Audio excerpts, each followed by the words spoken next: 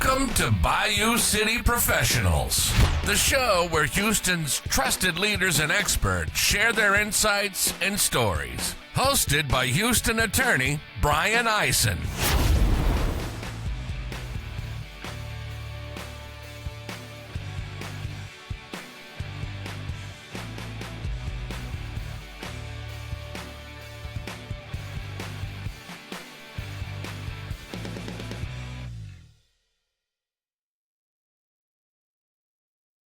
Houston is a litigation city, big juries, big verdicts, big insurance carriers.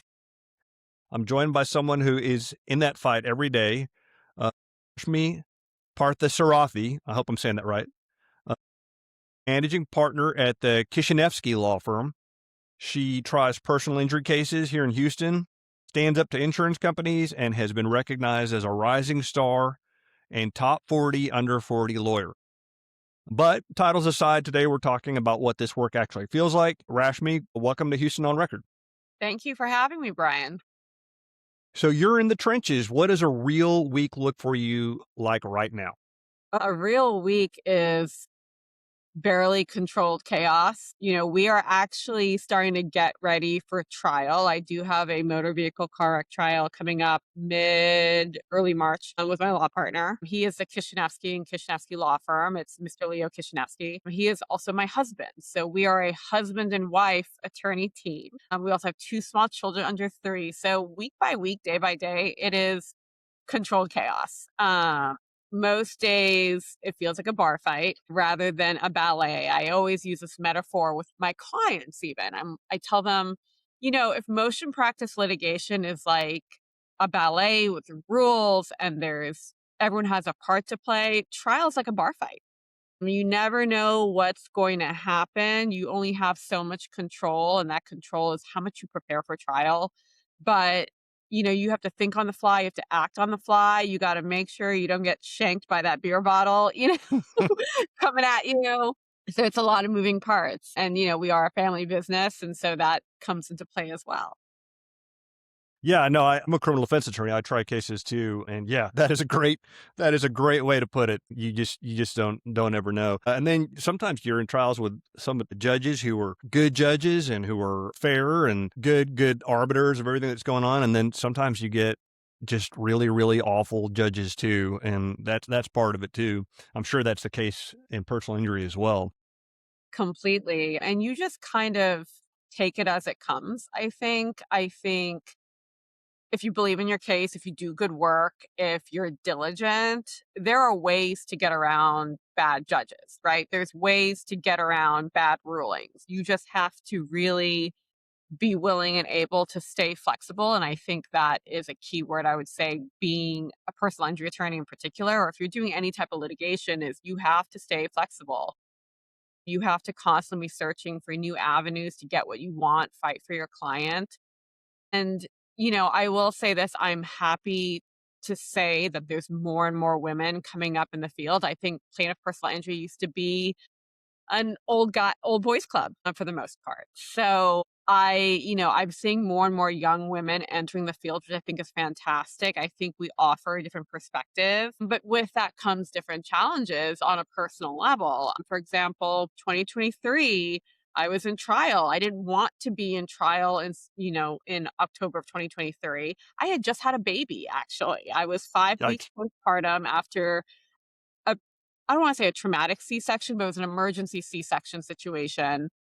Speaking of judges, what brought to mind, we had asked for a 1 month or 2 month continuance because it was an older case. We knew we were set to go, but because of the emergency situation, I had had the baby 5 weeks prior and I was still healing and there was still a lot going on. And we had actually my law partner had said, hey, my law partner and wife just had a baby. We just had a baby, but she had the baby. She's still recovering. We just need a month continuance to just kind of let her heal and be a family. Like, we will be ready. This case is ready. It's just... That's a more than reasonable request. Right. It was denied. Yeah. God. So I found myself in trial. And I remember looking at my closet in this moment of you're like, do I have a suit that actually fits And I remember counting out my pain pills for the day because I was still healing. It was, C-sections or major surgery, and thinking, okay, do I have enough pain pills to get me through a 12-hour day? Bought my breast pump with me because I was pumping. So you had like my trial bag looked a little bit different. It wasn't just the trial binders and, snacks and USB cords and cables, for the courtroom. It was also like, okay, I'm a mom now. What do I need to have? And we ended up winning that trial. We ended up Good. the Stowers policy on that. It was a 30K policy. Our client had 5K in meds. I think the final verdict, if I'm not mistaken, was about 68, 69K. My memory's a little, great result for a well-deserving client. But I remember at one point, like just the exhaustion of that day wasn't just normal trial exhaustion. My partner is giving me looks throughout the day, making sure I'm okay while trying to do his job, for our client. And it was just a lot. But yeah, when you were talking about judges, like that's what came to mind, and I think being a female attorney, being a female trial attorney, it comes with a different set of, I don't want to say disadvantages, but definitely another level of things you have to contend with because you know, this is an old school profession and, we have vacation letters, for example. I don't think we have maternity and paternity letters in the Harris County court system or most of the court systems in America. Like, hey, we just had a baby. We need to have a short continuance. Nothing like that really exists. And so it's not really family friendly. It's not really maternity friendly doing what we do. And it kind of has its own set of challenges in that regard. So without naming the judge, male or female? Female judge. Really? That's kind of surprising. I thought if anybody would kind of give that a little bit more consideration, it would have been a female judge. No, Maybe she's overcompensating.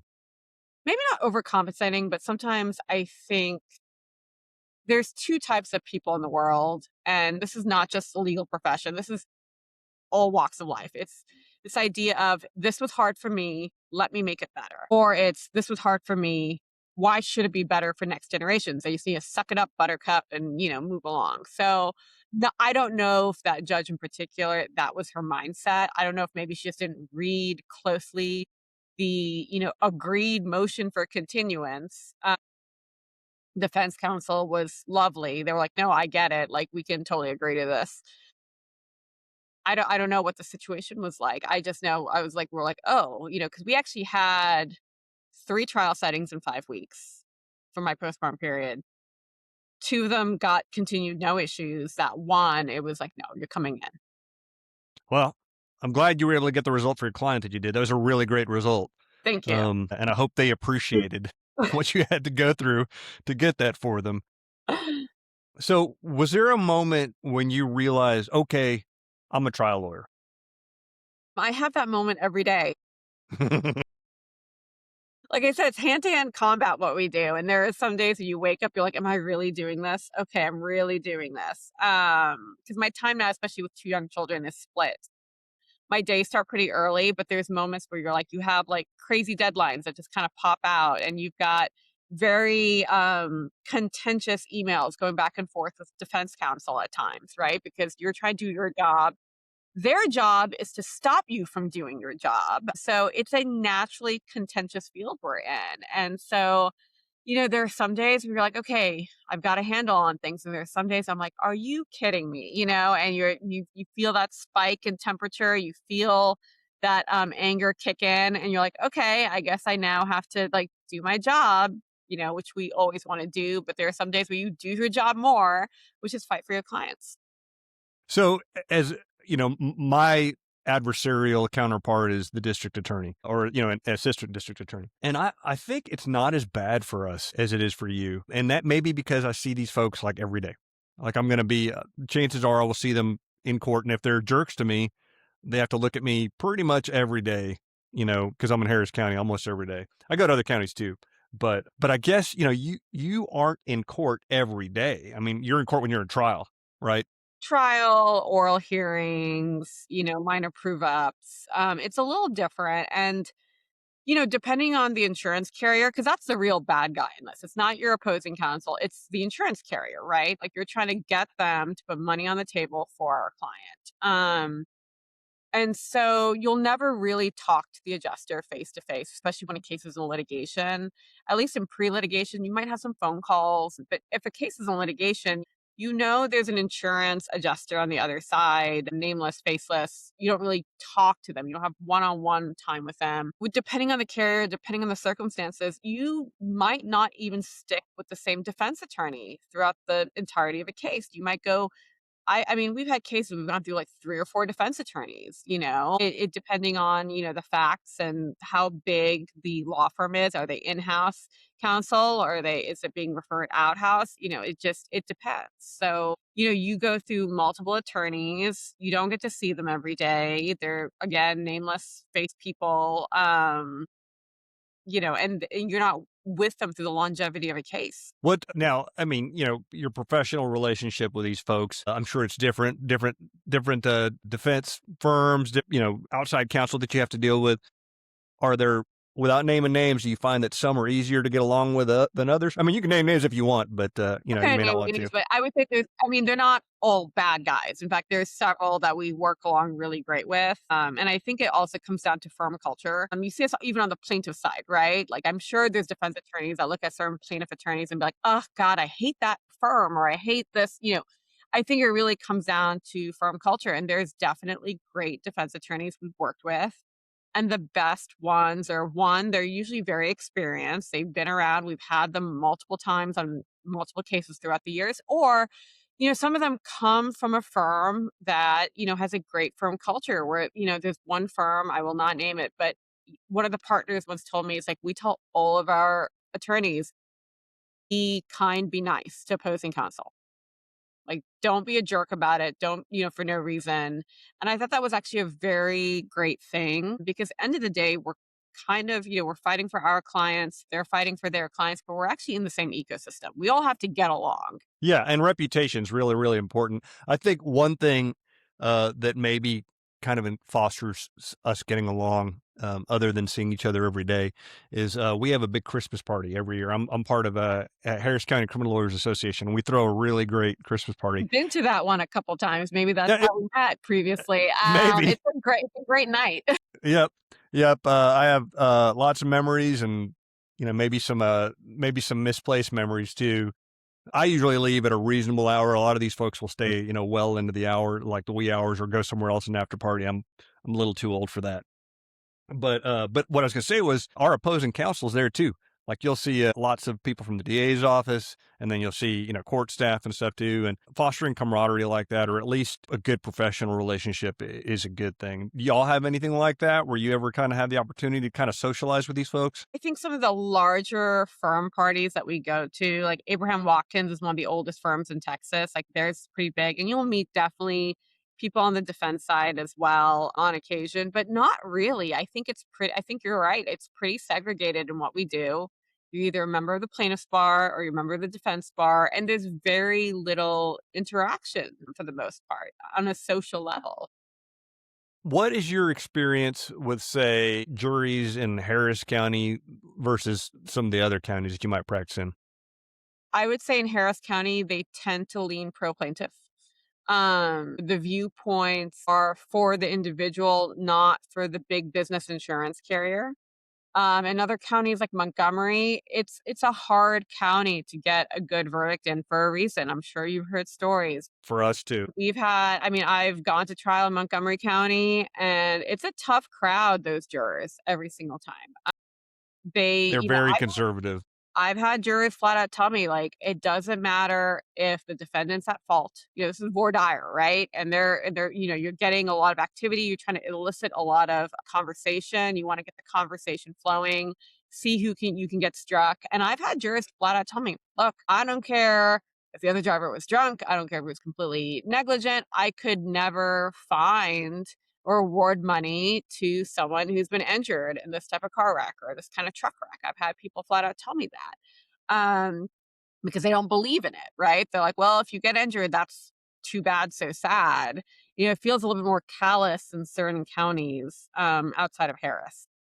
Yeah, as a criminal defense attorney, I can vouch for that too. It is probably the toughest county for criminal defense attorneys, definitely in the Houston area, if not the state. I mean, it's Right. super, super conservative. And I wonder sometimes also, not just politically conservative, but there's a lot more backcountry roads in Montgomery County versus I think in Harris County. We have a lot of highways. We have a lot larger population traversing these roads. I think, one of the common questions, if we don't ask it, defense will during voir dire is, has anyone been in a motor vehicle car wreck? Right? And you'll see like a half a dozen hands shoot up every single time. Some people refer to Houston, if you're a Rockets fan, as Clutch City.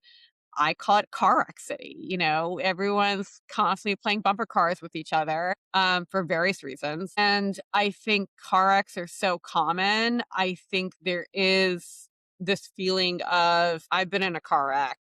I know what it feels like. I don't mind awarding money, if someone else was at fault. And these back roads folks just don't have that experience. I went to college in Lubbock and I grew up in Corpus Christi, and that's some of the best traffic in the state. I mean, like if you're a driver, it's great. I mean, people are friendly. In Lubbock, they're like, after you, and they let you merge. And then you get out to Houston, and as soon as you're on the Beltway or 610 or whatever, it's a contact sport every day, Yeah. every single day. Yeah. And knock on wood, I don't have any around, but knock on wood, I don't know how I drive as much as I do and don't get in wrecks, all the time, because it's crazy out there. No, it definitely is.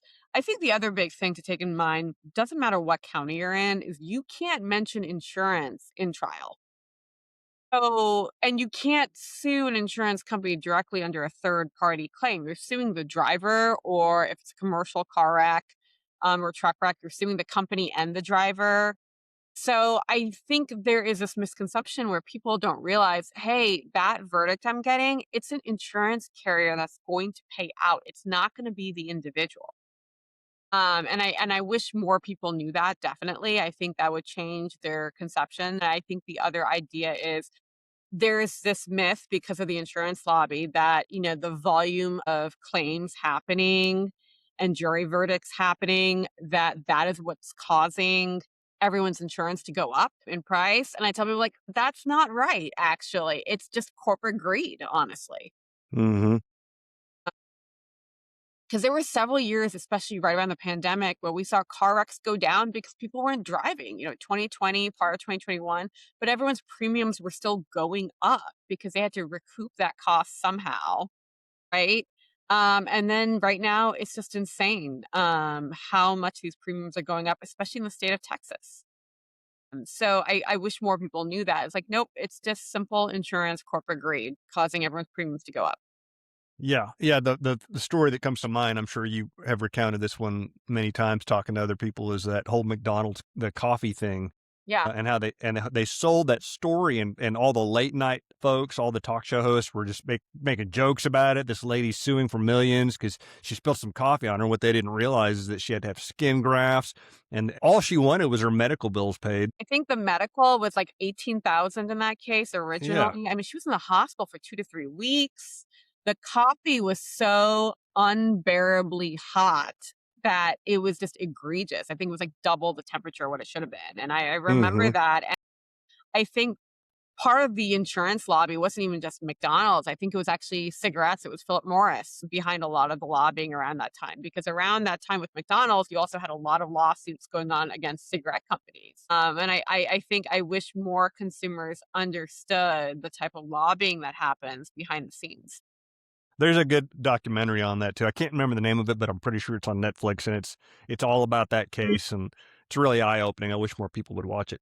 Yeah, I think it was called Hot Coffee. Yeah, it's good. Highly recommended if anybody's listening. When did you first go up against like a really big, serious insurance defense team and think this is the big leagues? It's tough.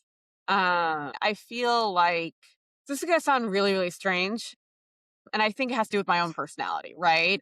Because, if you have any type of commercial case, doesn't matter if it's a truck wreck, doesn't matter if it's a negligent security case. We've dealt with situations where there's like 3, 4, 5, 6 defense attorneys on the other side. And honestly, I have never thought about it as being intimidating or, oh gosh, I'm playing with the big boys now. It was more like, I have a job to do. I'm going to do it. My law partner is the same way. It's like, okay, these people are an obstacle to getting my client paid and therefore getting us paid. We must remove the obstacle. I think it's very much an act of war on our side. I can't speak for other people. Maybe other people get intimidated. I'm more just like, okay, I've got a job to do. That's it. I'm going to do it. Do you feel like you have to prepare differently though when you know, like, when you feel like the other side has unlimited resources? No, I think you just do your best, be diligent, be prepared. You bring that intensity, whether it's a $30,000 car wreck case or a $1 million commercial case every single time, or even more if there's more, higher towers of insurance. I think that's how I operate. That's how my law partner operates. You just bring that intensity because, again, it's the insurance carrier and the attorneys are an obstacle that must be overcome. That's how we've always viewed it. Let's talk about what insurance companies don't want people to understand. What's the biggest lie people believe about personal injury cases? That they're all frivolous, and I think first, I mean, there's different personal biases that happen with that. I think most people don't understand the physics. Like these cars weigh thousands of pounds, right? And I think most people don't. And I say this as someone who does personal injury law. I say this as someone who's been in her own car wrecks before. Not, I was not at fault. And I think people underestimate how much damage that gets done. The way I explain to most people, it's a bad physics problem, right? Force when you're hit, when you're rear ended, when you're T-boned, when you're sideswiped. It's going through the car, but it's also going through your entire body and soft tissue. I'm not a biomechanics expert. I'm not a doctor, but I tell people like you're gonna hurt and you're gonna hurt for a little bit or longer. And I think people grossly underestimate even how severe some of these smaller wrecks can be. The cars are built a certain way to absorb force, right?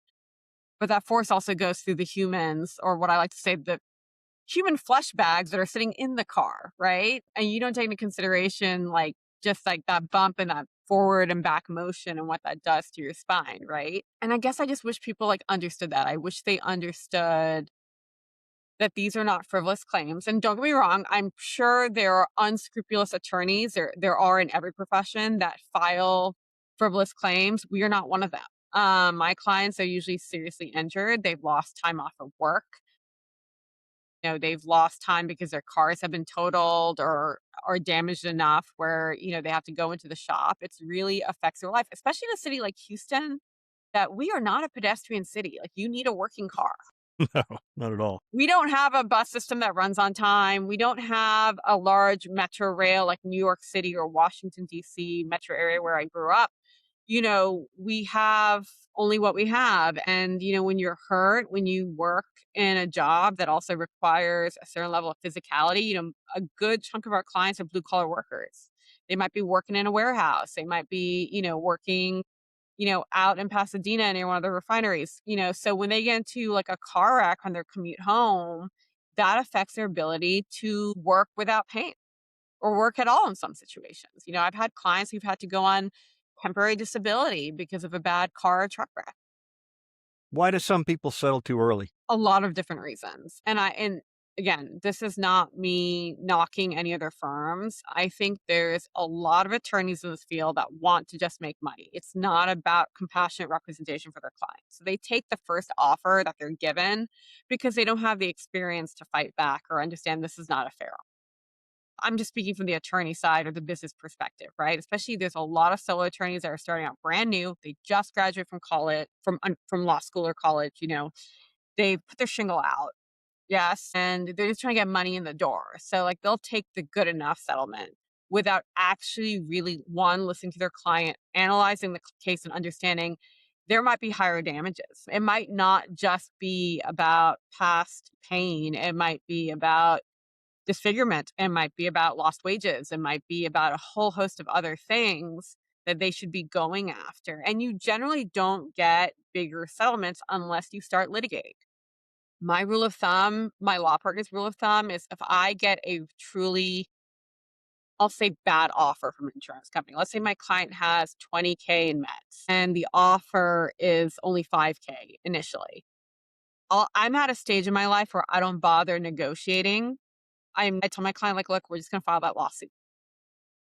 And I wish more and more attorneys, especially the younger ones, did that. I wish, you have to hold insurance carriers to the fire every single time. They're not going to make it easy. Their job is to make money, not lose it. So that's speaking for the attorney side. That's what you have to do. You have to do the litigation work. There's plenty of shops around town that will do pre-litigation cases. They'll settle them pre-lit. If they have to litigate, they'll either drop the client or they'll refer out. We are not one of them. So we are pretty comfortable with the discomfort of litigation.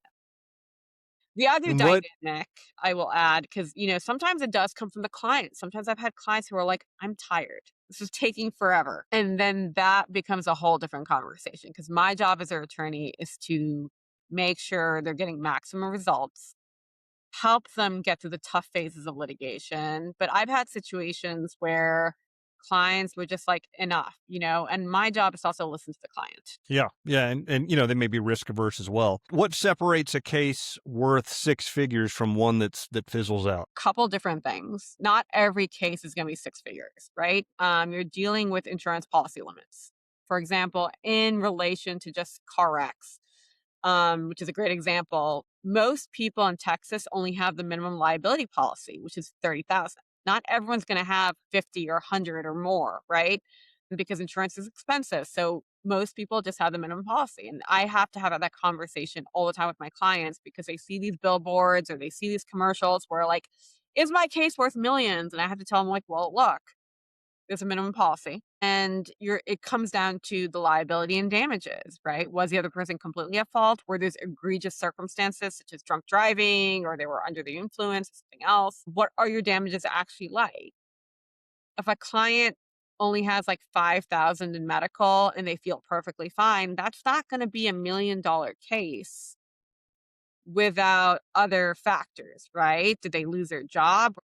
Do they have like, other issues happening? But you have to kind of take into it the totality of the case from start to finish, like the volume of damages, what type of damages are we looking at, both economic, non-economic, different types of claims, and also, again, what are the policy limits? Yeah, yeah, no, for sure. Do you guys handle, in addition to, because we're doing a lot of time talking about motor vehicle accidents, do you do anything outside of that, like workplace injuries, stuff like that? Yes. Yes, completely. We are full service. I mention car wrecks a lot only because they're the easiest types of cases to explain in terms of a microcosm, in terms of an example of stuff, but we do it all. We're a full service personal injury law firm. We do work accident claims that are non-subscriber, as in these are non-workers comp.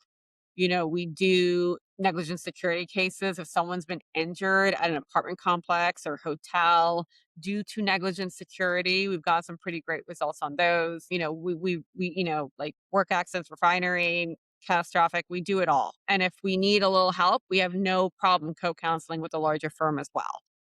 And we also, fun fact, also offer services in Spanish, but also my law partner is fluent in Russian. So, we do have multiple languages that we can talk to clients. Wow. um, so let's kind of switch gears just a little bit. What's the hardest client situation you've had emotionally? Oof. For me, it's always the wrongful death cases that we've had because, I mean, it is traumatic for our clients, right? They've lost a loved one, sometimes in a very violent manner, in a very tragic manner. I tell people two things about being an attorney when I explain what I actually do. I say, one, I hold people accountable. Two, you live in your client's pain every single day, right? For them, whatever happened is just a snapshot in their life that stays with them to a certain degree because it's emotional, because it's traumatic. But as attorneys, our job is to dissect every piece of evidence, So if I have, for example, in one case, we had a we actually had a video of the relative of a client who had died. We actually had it on video. As attorneys, we had to watch that probably 100 plus times over and over and over again. You're looking at the evidence, you're slowing down the video, you're watching it frame by frame, you're analyzing it, you're talking to experts about it. So it does become quite difficult, right? Because You need to do your job and you need to do it well, but you also have to kind of stay in control of your own emotions because it becomes very personal very quickly, and you're in close contact with the loved ones too, and how they're doing daily. And so it becomes very personal very quickly. I had a guest the other day who's an attorney who's an author and kind of wrote a book about attorney burnout, about burnout in our profession. And she was a civil lawyer as well. But it doesn't matter whether you do criminal, family, personal injury. I remember when I first got out of law school and I just gotten my first job and I had to go to that mandatory CLE. I don't know if they still do that now, but they were talking about TLAP and they're basically telling you about, and you'd have these guys come up there, and a lot of times, they were civil attorneys, and they'd get up there and they'd be like, I had this, multi-million dollar practice, and I was really, really successful, but I was high at work. I'd be getting through the day on cocaine and booze, and just to get by, and then TLAP saved me. You get right out of law school, and that's the first CLE you go to. I think it's mandatory. I think it still is mandatory, or I think sometimes they give it at the law schools too.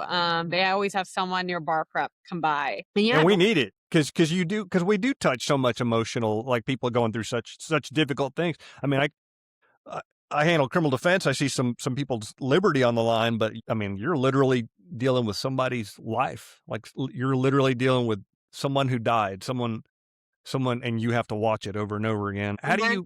of course, on top of that is like the stresses of motion practice litigation, right? Sure, And dealing with all of your clients because, a lot of times you end up being de facto, like actual counselor to your clients.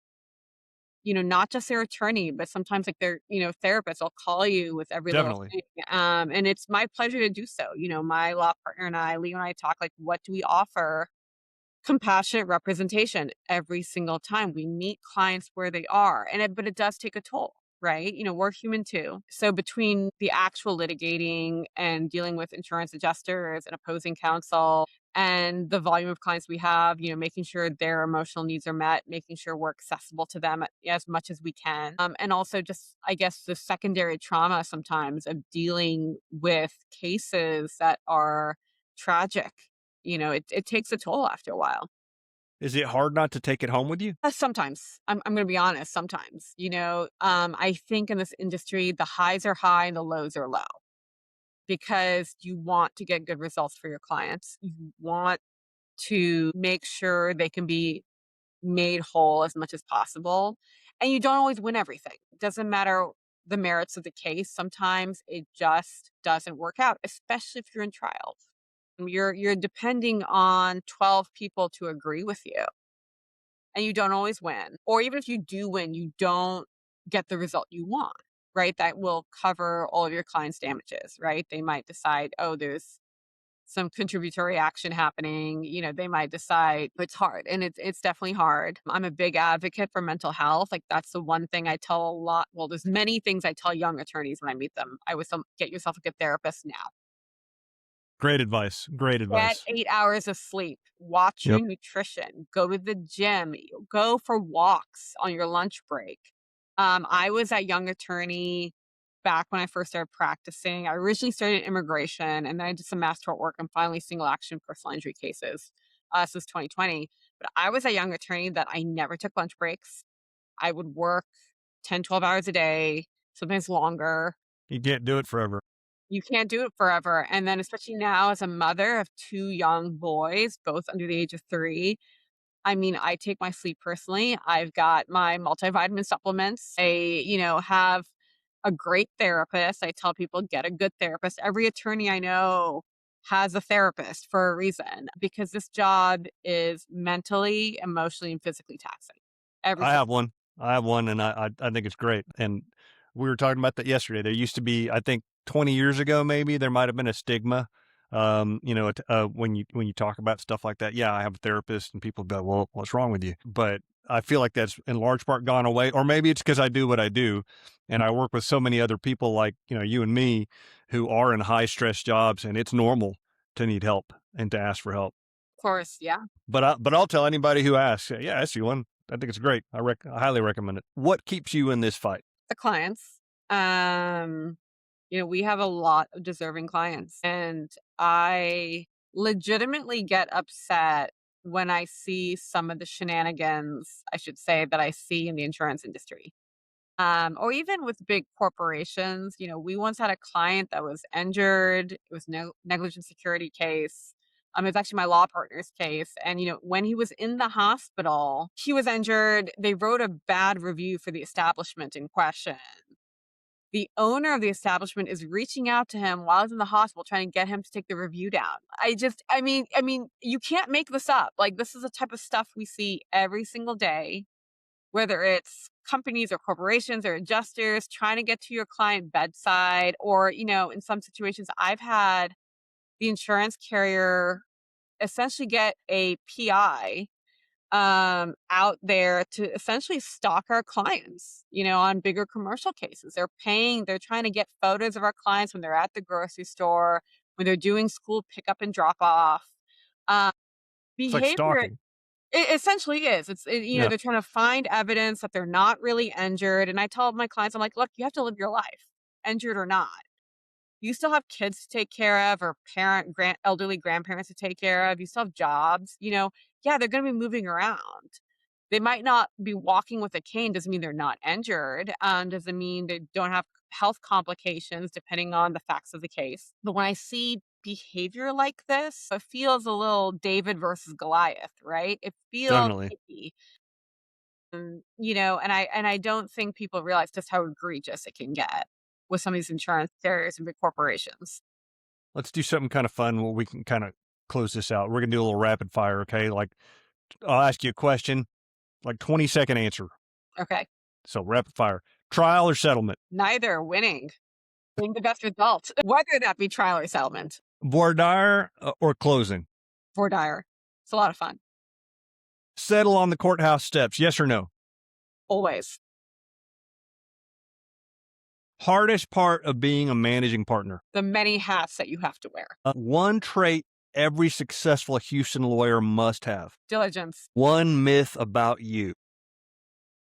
That I'm not nice. Okay. Well, I really appreciate you taking time out of your, I'm sure, extremely busy schedule on a Friday to come and visit with me and talk about yourself and your firm. Houston is a tough legal market. You don't survive here without grit. Rashmi, I appreciate you coming on and talking honestly about what it takes to build a real trial practice here.